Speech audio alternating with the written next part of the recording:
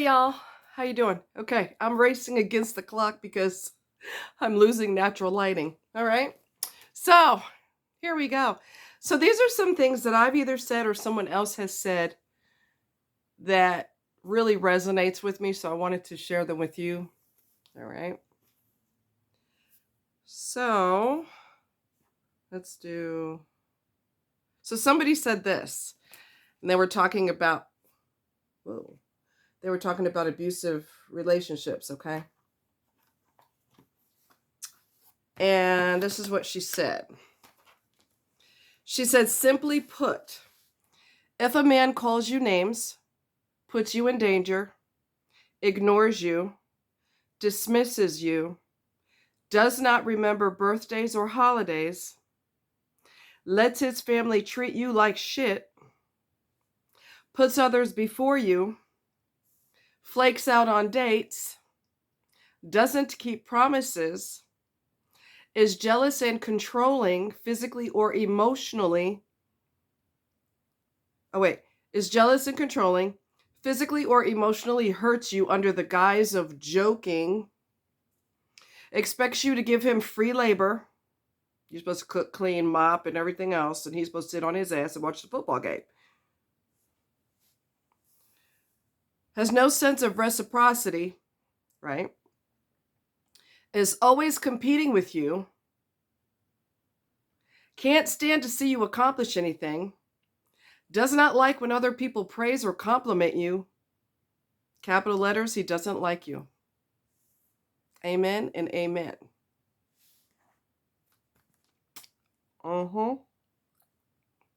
Here's another one. Stop dealing. Wow. Okay. Stop dealing with men who think you're trying to start an argument every time you express how you feel. They still have some growing to do. That statement I don't necessarily agree with. They have some growing to do. They do, but they won't. Okay. So they can get better through therapy, but their ego and their God complex does not allow them to go to therapy. And I've said this time and time again. Y'all know where I'm going with this. Lee Hammock is a narcissist. He has been into self-improvement for many, many years, way before he went to counseling. Then he started going to counseling. He's been in there for 6 years. Eventually it'll be going on 7, but right now it's 6 years on going to psychotherapy. But the majority of them, their God complex does not allow them to do that. It just doesn't allow them to realize and have the intellectual capacity to realize that all my relationships fail. And I'm a gerbil on a wheel, constantly finding somebody else to be with because I can't be alone. My ego has to be fed. I have to be fed compliments. I have to be having somebody grinning up in my face all the time. I have to, be treated like I am all that in a bag of chips. So they really think that's working for them because they lack the ability to self-reflect, and they lack the ability to lay down their ego to realize that everything they've done has been a complete failure. And their life is a complete failure, and they are a complete failure, and their relationships are a failure. They don't have the intellectual capacity to acknowledge that or to do anything about it. So they're going to keep being a dunce, and they're going to keep doing dunce things. They have growing to do, but they're not going to do it. The Game Exposed was married to a narcissist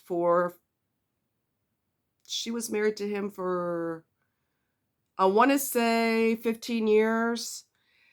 She has kids with him, and he is a narcissist, and he's horrible, and she teaches people about narcissism as a result. And this is what she said today.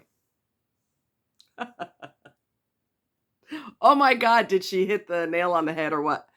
Narcissist equals, you ready?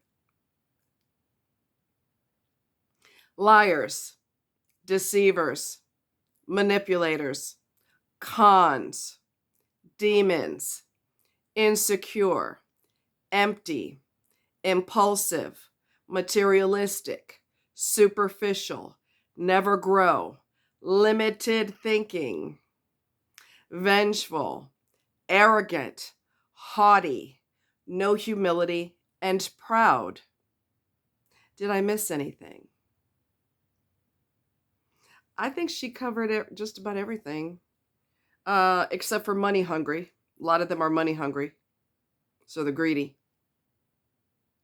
Especially if family members have money, they're going to beg for their money, and they have absolutely no qualms about it, no embarrassment about it, um, no self-respect about it. They're going to always have their hand out. And for the person in the family who has a lot of money, stop doing that. But every family has an enabler. Remember I told you that? Look in your families and pick which person or which persons are enablers. Someone will always contribute to this person's bad behavior. Okay? I know of another person who he has plenty of money. He's got adult kids. They're not kids, they're adults, right? They have careers. Let me let that sink in. They are nurses. They make decent money, but they know he has a lot of money, so they're begging for his money in addition to their paycheck. Their paycheck's not enough. So he's encouraging them to be greedy by enabling them and giving them money all the time. Now, I've worked 2 jobs before. I didn't have the luxury of begging for other people's money. I couldn't bring myself to do that, number 1. Number 2, I've worked 2 jobs and I had chronic pain, and I still work 2 jobs. And I drove long distance working jobs, driving long distance with chronic back and neck pain. And I was on my feet for 8 hours, and I still did it. I did not go, hey, let's go. That's disgusting behavior. It's disgusting. And if the person with money continues to do that, you're enabling them to be greedy. You're encouraging their greed. And the worst thing about greed, and I've said this before and I'll say it again, the worst thing about greed,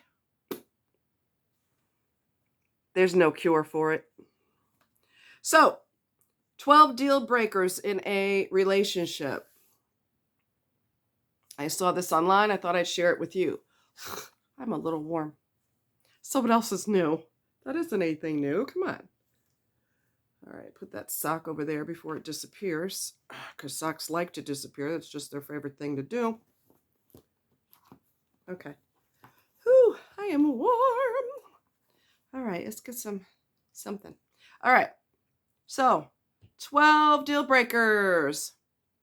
Not valuing your opinions. When your partner doesn't do these things or does do these things, then that's going to be a problem. Lack of presentability, lack of physical chemistry, disagreement about religion, financial irresponsibility, i.e. begging other family members for money, you're disgusting, physical or sexual abuse, sacrificing your career or life, disagreement over politics, neediness or clinginess, differences in sex drive, drug abuse or alcoholism, verbal and emotional abuse. Now, about the money thing, let me clarify. There may be times in your life, like, for example, there's a lady that I know who's a well-known YouTuber, and I agree with the majority of what she says. Not everything that she says, but I agree with the majority of it. When she left her psychotic husband, she had 2 kids in tow, and money was, until she could get child support, money was just not happening because she just left him, and they ended up in a shelter and everything else. So obviously she needed extra help from family and friends to help her get back on her feet. That is different than, well, since you're making more money than me, let's go. Big difference. One is necessity, and the other one is greedy and entitled. Greedy and entitled. Nobody owes you anything. I don't care how much money they have. So what you can do is, and see, here's another thing. Let me just go there for a second. Here's where greed, once you start giving people handouts, family members handouts, because you have a lot of money and they like getting your money. What makes it even extra disturbing is the fact that the person doesn't mind being a beggar. That's just really terrible behavior. It really is. But like I said, if the other person enables it, how can I get mad at the greedy person because the other person is encouraging it? And what's really disgusting is for a fact that that person takes care of you when Christmas rolls around. They take care of everybody. I know of a guy who has plenty of money. We went out once. We won't be going out again. I told you I don't care about the money. I told you that, right? I don't give a shit about his money. But the part of town that he lives in, you already know he has money because the south part of town is where all the rich people live and people that are financially very, very comfortable. Went out with him once and he was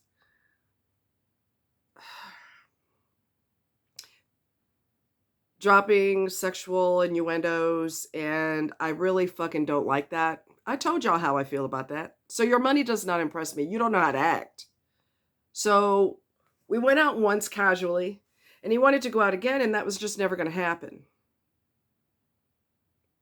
So there goes that whole idea. Women are gold diggers. If I was a gold digger, I'd put up with all his bullshit and keep going out with him and just puke every time I went home. I don't care about your money. I care about your mental stability. I care about if you're respectful. I care about if you have manners. And when I'm telling you we're talking about a float trip, or actually it wasn't a float trip I was talking to him about, it was a pool party. And he was stuck on, oh, what kind of baby? I'm trying to imagine you in a bikini.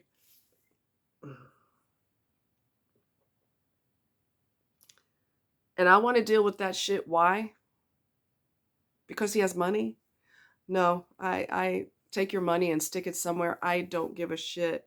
You don't have respect right out the gate. You can't control.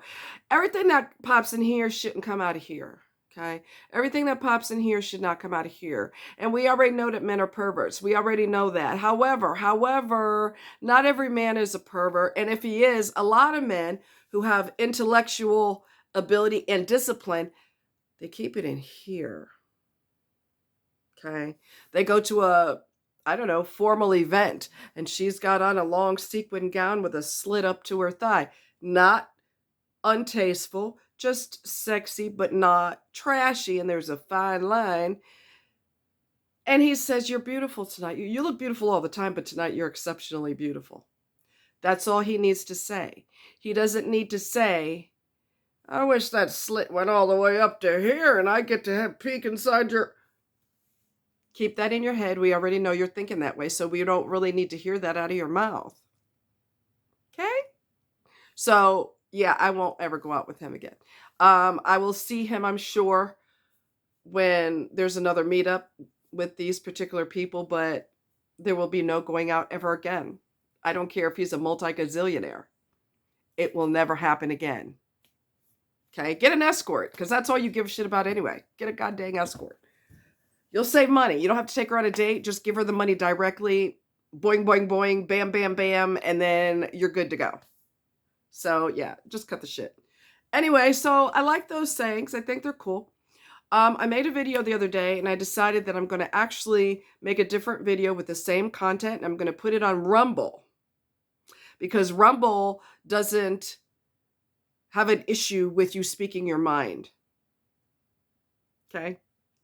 They don't have a problem with that. So I will do that video on Rumble, but I'm going to do it privately, meaning if you want to know the name, like my screen name, whatever the hell, username on Rumble, just ask me. You can ask me on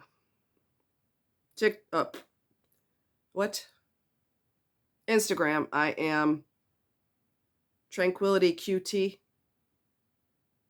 the letter Q, the letter T. If you send me a private message on Instagram, I will give you the information to that video because that video is private and I have a stalker on my page. I'm just going to keep it real with you.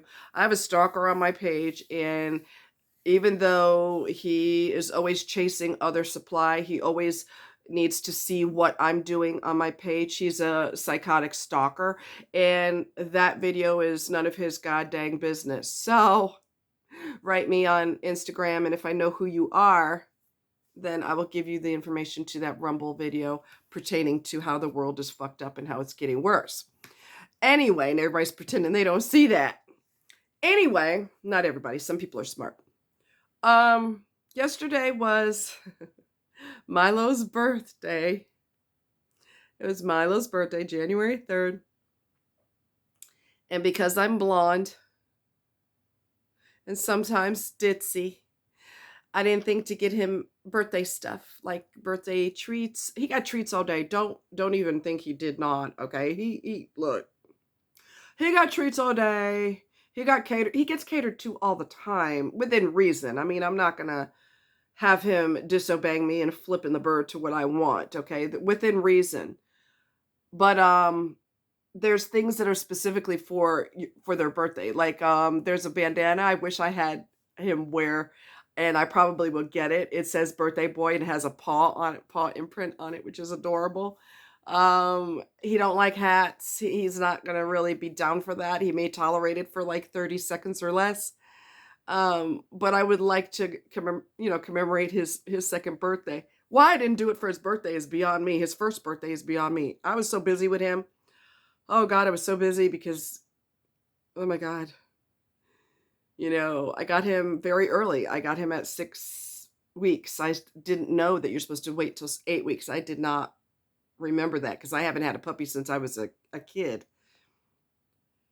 So I was busy. Oh, I was, oh my God. I was busy. I was extremely busy with him. Training and at least almost 2 months of getting rid of the mange because he got that from where the house he was born in was filthy. Y'all know about that. He had mange, and it took me forever to get rid of those parasites off of him. Different potions, powders, creams, nothing was working. We finally got it with Dawn dish soap. And yes, he'd been to the doctor and everything, and we tried Happy Jack dip. That gave him, systemically, it messed him up. It gave him diarrhea, so he had to get off of it right away. And then we had to put him on Dawn dish soap, wash him, bathe him in it, let it sit on there, and it kills everything. I got a lice comb, and oh my God, he was crying, and he was screaming, and he was bawling, because it was in the wintertime. You have to let them, it's cold in there in the bathroom. I shut the door, I put the heater on, but he was still crying because he's small and he can't maintain his body heat. And he was screaming and crying and bawling his eyes out. And I'm like, you're okay, baby. You're okay. Just hang in there. And then his dad, my friend, his dad had to hold him while I'm combing through, getting all that crap out of his fur. I was busy.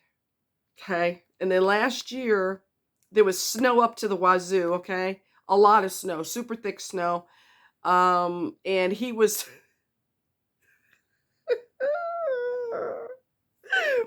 he was just a little itty bitty squirt. He was only about this big? I don't know. He was a itty bitty squirt. Let's put it this way. The snow was taller than he was. Okay. So I had to get a shovel. I was a busy girl. I'm trying to tell you this. I was busy. I had to get a shovel, and I had to make a potty place for him because the snow was taller than he was. Oh my God. I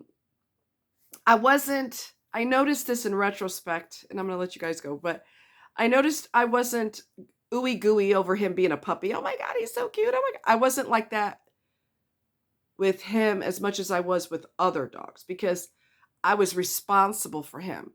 So a lot of what I did was, this is what I have to do as his mom, and I have to protect him, and I have to make sure I watch what he eats, make sure that he hydrates, make sure that he's safe, make sure, when we went to the park, that he didn't get swept away in the creek. You go over there, get a drink, and get swept away. So I was in like not hyper mom mode, but constant mom mode. So I didn't have the luxury of, oh my God, you're nipple.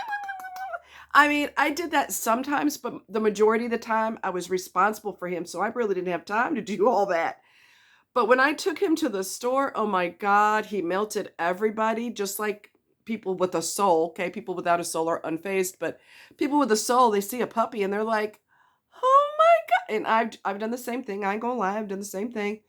Not every puppy gets me that way, but some of them, oh my God, they just steal your heart. But with him, I didn't really have time to do all that, and I had to crate train him, and he was screaming at the top of his lungs, and it's a lot of work and a lot of patience. And potty training alone took about 2 weeks. Um, yeah, there's things I wish I had done in retrospect that I did not do, and I strongly suggest you do this now if you have a youngster. Even if you have a kitten, cut their nails early when they're a baby so that they're used to it. They're not going to love it, don't get me wrong, but the earlier you start, the more tolerance they will have for it. So I Dremel drilled his nails. That's what I do now. That's what the professional groomer does. But he and Milo did not get along, so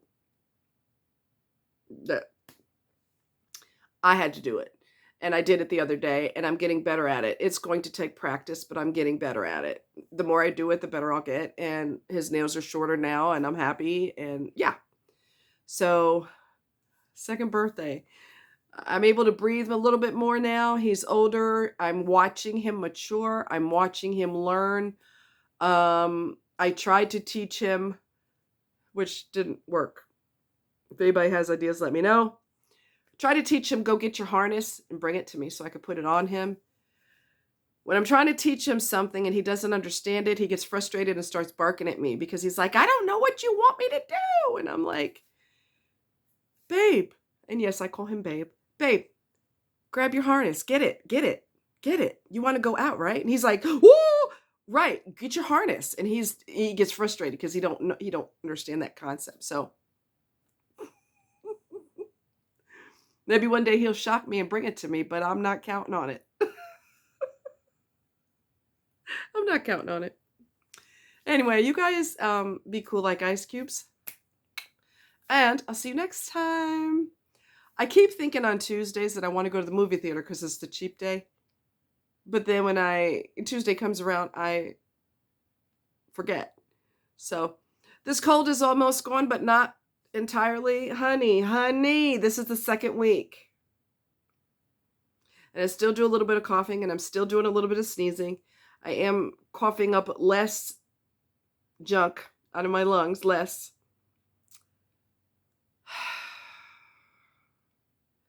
I'd really like to be done with it. I would.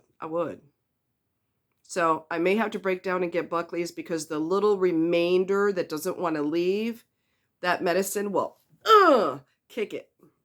It's going to taste horrible, but it'll kick it. So I'm thinking about getting it because I don't want to miss my physical therapy again. I had to miss it yesterday because I couldn't go. I'm still sick. Oh, Lordy. Why? Why do I have to put up with this crap? Anyway, you guys take care. And I hope life is doing good for you. And please, because times are so volatile right now, especially for people in the U.S., we have to decompress. We have to learn ways to decompress. That is crucial for your mental well-being because certain entities would love it if you lost your mind and ended up in a padded cell because of the shit that they've done. Don't allow them to do that and don't give them that satisfaction. We have to decompress. We have no choice. We have to learn how to decompress. The woods is always my decompression. If I'm in the woods, honey, I'm happy. I'm so happy. So, as they say, how's it go? Happier than a fat rat in a cheese factory. Anyway, so yeah, don't laugh. Yes, I'm gonna get him for some birthday stuff after his birthday. I mean, I didn't think about it till after the fact because I'm silly. I can't help it. Sometimes I'm silly. What can I do? Quit laughing. It's not funny. All right, y'all take care. Much love. Bye.